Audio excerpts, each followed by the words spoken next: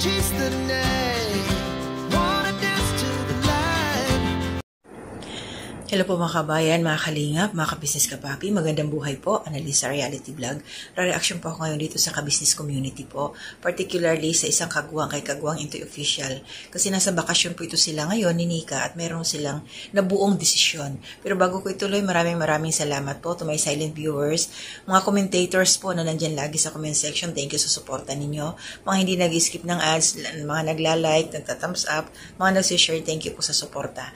Tuloy-tuloy ko na rin support po natin Kabisnes Official, Mrs. KB Official, Papa Dins TV, Kabisnes Family Channel po nila Pinono, and ang mga kagwangs, also Kabisnes Reactors na kasamahan ko, at isama na po natin syempre sila Kuya Bal Santos Matubang, Kalinga Prab at Edna Vlogs, Jack Tapia Matubang, mga kasamahan ko pong Karepa Reactors, mga Kalinga partners, support po natin sila Daddy Frankie at saka sila Tatay Tikram. Shoutout po sa inyong lahat. So ito na po, ilalagay ko na lang po sa last part yung aking resibo. Kumuha po ko Intoy ng clip doon sa inyong vlog ni Nika patungkol sa inyong naging desisyon. Ito po yung dito ko kukunin yung aking reaksyon at opinion patungkol sa kanilang mga binitawang desisyon, mga plano sa buhay. Okay? So, panoorin nyo na lang po pakitapos nyo yung aking reaksyon. Maraming salamat sa inyo. So, ito na yon. Nasa bakasyon sila Nika at Intoy doon sa Bicol. Nakapag-desisyon ito sa ayon niya kay Intoy, realization na habang nandun sila sa probinsya, may nabuo silang mga plano. At ito po ay hindi na muna sila babalik ng Maynila at ang kanilang gagawin sa probinsya is magbababuyan muna. Another income. Which is para sa akin, okay yun. Tama yun. At bago ko ituloy, thank you congratulations pala kay Kenzo. Dahil ayon niya kay Nika doon sa kabuuan ng video nila, hindi na ako kumuha ng resibo. Panoorin niyo na lang po sa channel ni Kagwang Intoy Official. Nakapasok si Kenzo, yung anak nila, sa kinder. Naihabol daw ito. So, ibig sabihin, schoolboy na yung kanilang nag-iisang anak. Isa pa lang. So, yun. Sa desisyong ito ni Intoy, ito yung aking opinion at kay Nika, bravo. Tama yung kanilang ginawa. Kasi sa Maynila, ang kanilang trabaho naman doon is pagbablog. Yun lang, doon sila umaasa sa income ng pagbablog. Kumbaga hindi na, walang iba walang ibang source of income. Si sweldo, pambayad sa bills, nangungupahan sila ng bahay, bayad kuryente, tubig, pagkain, lahat, bawat kilos mo kailangan bumili. At nakakaya naman kung mag-aalmusal pa sila, doon kailangan ka-business. Diba? May time na pumupunta sila doon. Pero itong huli na ba?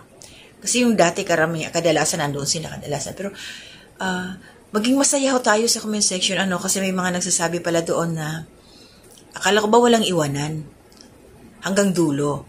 Ito po yun yung desisyon nila Intoy na manirahan sa probinsya is napaka-practical na po yun. Tamang desisyon yun para sa akin. Kasi kung sa Maynila ka titira, wala ka naman sariling bahay doon nangungupahan ka lang. Nangungupahan lang. So, hindi practical na doon ka titira. Tapos, wala ka naman trabaho doon sa Maynila. Ibig sabihin, hindi ka naman nag-opisina doon. Hindi ka naman namamasukan doon. So, tapos ang source of income ay pagbablog. Ang pagbablog pwedeng gawin naman kahit saan sa probinsya. Kung saan ka makakatipid. Kaya, saludo ko kay Nika, ginagamit ang utak. So, hindi ibig sabihin mga kababayan, mga kabisnes dyan, na porket doon sila muna pansamantala sa probinsya maninirahan at susubukan nga nila Intoy, malay nga daw nila, makaipon, tatalikuran na nila yung ka-business family. Hindi yun naman siguro ganon. Hindi porket lumayo na sila, lumayo na din ang kalooban nila sa ka-business. Diba sa pamilya, ganon naman yung mga anak, nagkakanya-kanya, gustong tumayo sa sariling paa na hindi na lang nakasandal sa magulang. So yun ang nakikita ko kay Intoy. Gusto nilang subukan mamuhay nang silang pamilya. Lalo na nag-isa pala yung anak nila, syempre kailangan nilang makapag-ipon talaga habang yung bata ay nag-aaral, nasa kinder pa lang ngayon. Maliit pa yung gastos nila, so makakaipon talaga sila. Malay natin, makapagpatayo sila ng sariling bahay kung saan nila gusto. At saka sila makakatulong sa ibang nangangailangan. Kasi may nabanggit pala doon sa comment section na ito, mag-charity na daw sila Intoy na lang doon sa probinsya. Para sa akin, unahin muna yung pamilya. Paano ka mag-charity? Ikaw, kailangan mo ng tulong. Wala ka pang bahay. Oh, kailangan maging stable ka muna bago ka tumulong sa iba. Sana naman maintindihan ninyo. Kasi hindi pwedeng tulong ka ng tulong, ikaw naman din naghihikahos. Unahin mo na yung sarili. Para sa pamilya muna. Para pag matatag ka na, edi pwede ka nang mag-extend. Kasi kahit sa pamilya pa lang nila Nika, makakatulong na yan sila Intoy. Simpleng bagay, syempre, makikisama sila doon. At nabanggit nga yung mga bayarin. Totoo yun, mura ang kuryente, mura ang tubig. Tapos, ayan, hindi pa sila mangungupahan ng bahay. Sa ngayon, pansamantala, nakikipisan siguro to sa mga kamag-anak ni Nika. Kaya, yun lang yung masasabi ko. Huwag kang makonsensya, Intoy. Doon sa mga nababasa niyo sa comment section na parang pinalalabas nila, wala kayong utang na loob sa ka-business. Makikita ng mga utak nilang, lawakan na lang ang pag-iisip. Gustong matuto ng mag-asawa na to na mag-expand pa sila. Marami pa silang pwedeng gawin eh. Kasi nga, doon sa Maynila, sa nakikita ko talaga, napaka-stagnant ang buhay. Kung hindi sila nagbablog, nagbablog sila sa loob ng bahay. Hindi naman sila araw-araw nagmi-mission, hindi naman sila araw-araw, tawag dito, tumutulong sa charity. Kasi nga, kulang ang income. Kung magcha-charity sila sa labas, ang inaasahan lang nila yung sweldo nila, marami silang mga bayarin, paano sila makakatulong? Pa? So, okay na yan, Intoy. Good luck sa inyo, Nika, dyan sa probinsya ninyo. Kasi sayang yung mga batang to, yung kasipagan nila, kung hindi magagamit, kung andun lang sila sa Maynila. Nakikita naman natin, pag nandun sila sa ka-business house, ang dami-dami na nila. Nakaupo-upo na nga lang yung iba kasi wala rin naman magagawa. Hindi naman sila madalas nagmi-mission, bihira na lang naman. Diba? Oh. So, okay na rin yan. At least, walang magiging productive yung araw-araw na buhay nila. Meron silang libangan, yung pag-aasikaso, pag-aalaga sa magiging babuyan nila. Tapos, nakakatulong pa yan. Siguro, sa palaisdaan, sa dagat. Maganda kasi doon sa probinsya, marami kang pwedeng gawin. Basta magsipag ka lang. At ito pa, sabi pa nga ng karamihan dyan sa comment section, bakit ka pa pala bumalik ng Maynila?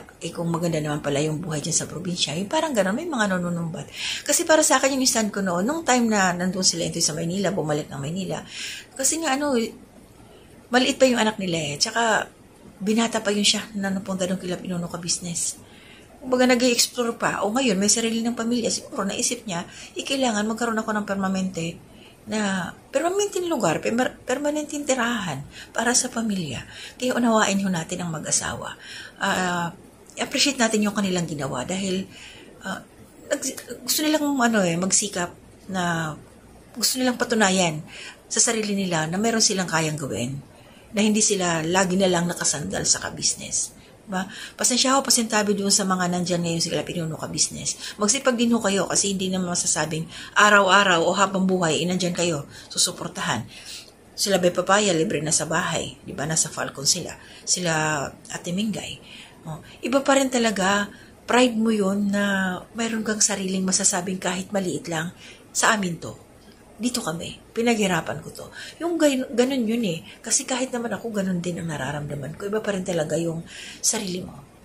Na ikaw ang boss sa bahay mo. Ganun yun Bahay mo, patakaran mo, ikaw ang masusunod. Mahirap kasi yung nakikisama. Diba? Sa part nila, Intoy, hiwalay naman sila. Kaya lang, ang gastusin, yun ang problema. Kaya shoutout sa'yo, Intoy, Nika.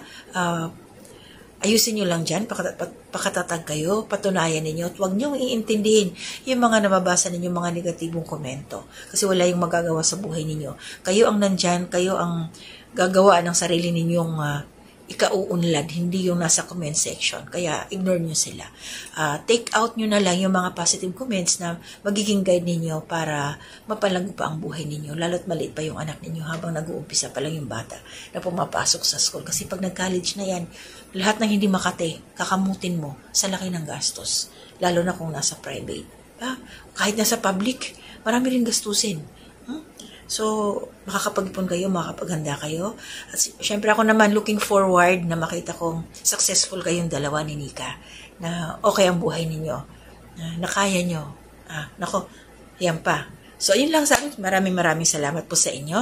At hindi po muna ako mag-individual shoutout po. Basta lahat ng laging na rin nakasuporta sa akin. Salamat po. At hanggang dito na muna ako sa aking pamilya. Mag-iingat kayo palagi. So, bye-bye po. God bless. To God be the glory. Ang kasunod na tanong nyo, wala na ba kayong balak bumalik sa Maynila? Ayan. Sa akin, di na ako mag-ano ba? Tag nito. Matumpik-tumpik. Oo. Dito ako. Kasi nare-realize ko, alam niyo kung bakit. Ganito kasi yan. Sa Maynila, andun yung bayarin. Madami ang bayarin dun. Kuryente, tubig, buti sana kung kuryente dun mababa. No? Buti sana kung tubig dun mababa. Hindi, mataas ang singilan ng ano din. Kaya dito, ang binabayaran nila ate sa loob ng isang buwan sa tubig. May gripo na sila dyan. 300 lang, no? 300 lang. Wala pang 300. Wala pang 300. Nasa 200 na higit. Ayan. Yun lang ang binabayaran nila. Monthly. Tapos ganun din sa kuryente. Hindi sila ganun kataas ang singilan dito. Ang kuryente. 300 plus lang. Oo. May TV na rin yun. 2 electric fan. Tapos ilaw. Magdamag pa tong ilaw. So, ngayon, para sa akin, subukan ko muna ang mamuhay sa probinsya at malay mo, makapag-ipon, di ba? Kasi, syempre, malilis na yung mga bayarin mo, malilis na yung gastos. Kasi, sa pagkain pa lang sa Maynila, lahat bilihin. Isa rin yun sa napag-isip-isip ko. Sa Maynila, bumili ka, alamang, gusto mong kumain ng alamang, bibilin mo. Diba? Dito, manghingi ka lang kay Papa, kahit sino dyan, bibigyan ka. Tsaka mura lang kilo dito. Tapos mura lang ang kilo. So, marami na yun. So, ayun, gusto ko lang subukan muna na mamuhay sa probinsya at gusto ko rin naman na makapag-ipon. Kasi aminado ko, lahat ng kinikita ko doon, Maynila. Kasi wala naman kaming ibang ginagawa doon sa Maynila kundi mag-vlog. Diba? Wala naman kaming ibang doon, hanap buhay kundi mag-vlog. Yun, nagbabase lang din yung kung magkano ang kinikita namin sa vlog, yun lang din yung budget namin sa kumbaga wala kaming extra income, wala. So ngayon, isa pa sa namin dito, Ninika, kasi pwede kami magbabuyan. Probinsya hindi naman kami pwede magbabuyan sa Maynila. Pwede, pwede.